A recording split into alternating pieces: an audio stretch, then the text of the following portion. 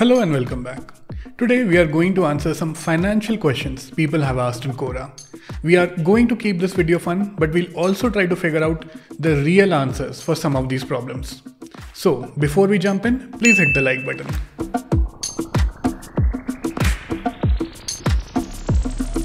How to double the money in 25 days? My favorite question. How to double your money? We actually found a lot of questions quite similar to this one. How do I double $5? How do I double my money in 3 days? How can I double $10? How can you double $5 in a day? How do you turn $100 into $200 or simply double your money? Is there a way I can double my money consecutively 15 times? How do I double the money in just a few weeks or months? How can I double my money in 2 days? How do I double my money in a week? See, 21 दिन में पैसे double नहीं होते. Money does gets double, but just not in 21 days. Do you want to know how much time will it take to double your money? There is a simple rule of 72 for this. Number of years to double your money is equal to 72 divided by the interest rate. If you earn 1% every year, it will take you 72 years to double your money. If your money is kept in a savings bank account and is earning 4%, you will need 18 years to double your money. If you are investing in an FD and earning 6% every year, you will need 12 years to double your money. And if you get to earn 12% every year, you will need 6 years to double your money. You will notice the higher the rate of interest, the earlier your money will be doubled. However, the higher the rate of interest, the more risky it is. And you can also use this formula to see how quickly you can double your money for others if you have taken a loan. So assuming credit card interest rate at 40%, the bank will double its money in 1.8 years. 12% personal loan, bank will double its money in 6 years. Now in all these options, to double your money by investing, the period is always in some years. The quicker way is to invest in yourself and improve your skills, prove your worth and try to get a jump in your salary or set up a side hustle and sell to multiple customers. Is the 94.1 lakh salary in Bangalore too low for a 32-year-old software engineer? What do you think? This seems like a flex question and there are some cool answers here too. Let's see. Seriously, only 94.1 lakh? That's too low. Everyone at your age generally earns that much amount in a month that you are earning annually. Oh my god, you are able to survive with just 94.1 lakh? Even children of Indian villages spend around 1 crore per month. Yes, it is too low. Any salary below 2 crore per annum is unacceptable. You should take an online MBA through Udemy or Edureka or whatever.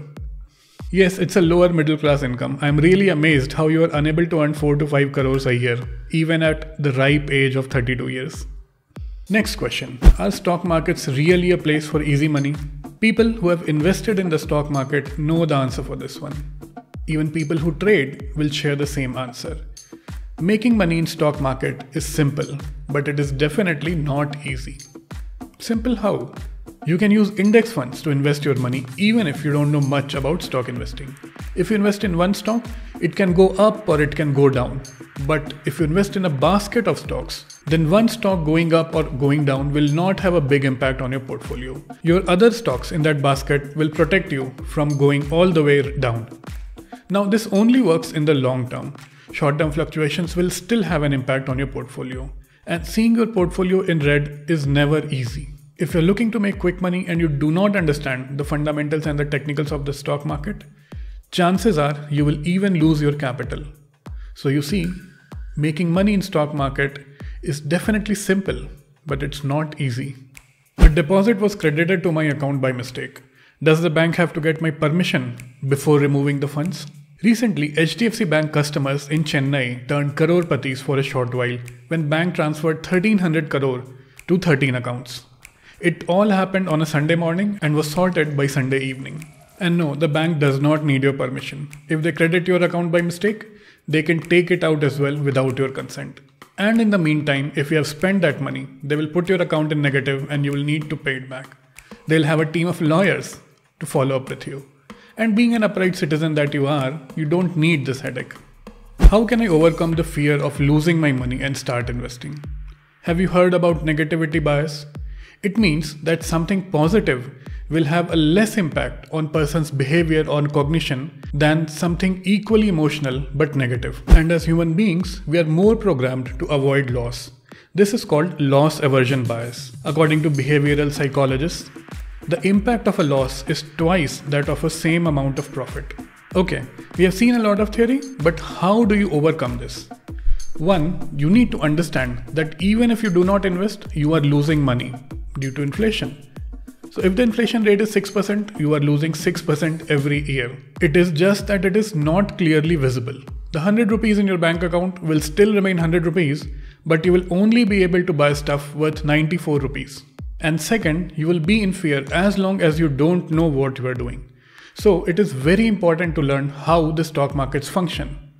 If you buy a stock or a mutual fund without knowing why you are buying it, you are just taking a gamble. It may or may not work. But when you are investing in a stock and you know about the fundamentals of the company, you will be comfortable even if the stock goes down. And third, invest for the long term. Markets always go up in the long term. I have 70 rupees. Where should I invest to get better return? On the face of it, this seems like a weird question. Even if you get 100% return, you will still have only 140 rupees, right? Let me share a story. This is a true story from Stanford Technology Ventures program class of 2009. The professor gave the class $5 as seed funding and they had 2 hours to make as much money as possible.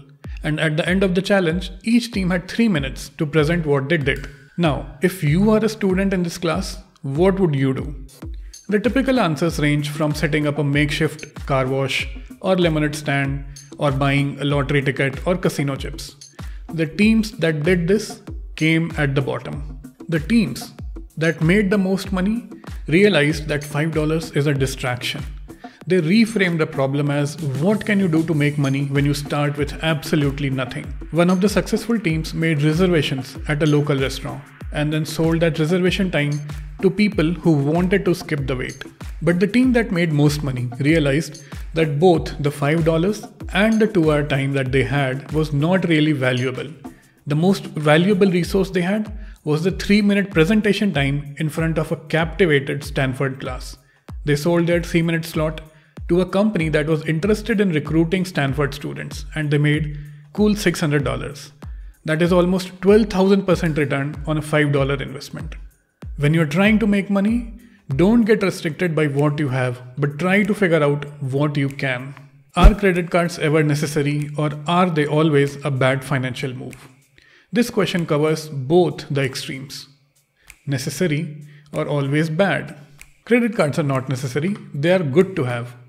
But only if you pay the total bill amount every month. This will improve your credit score and it will help you when you go out to take home loans and others. You also get freebies like discounts on electronic purchase and movie tickets and airport lounge access, fuel surcharge waiver and more. Credit cards can be bad if you think of it as free money. It's a loan with an obligation to repay.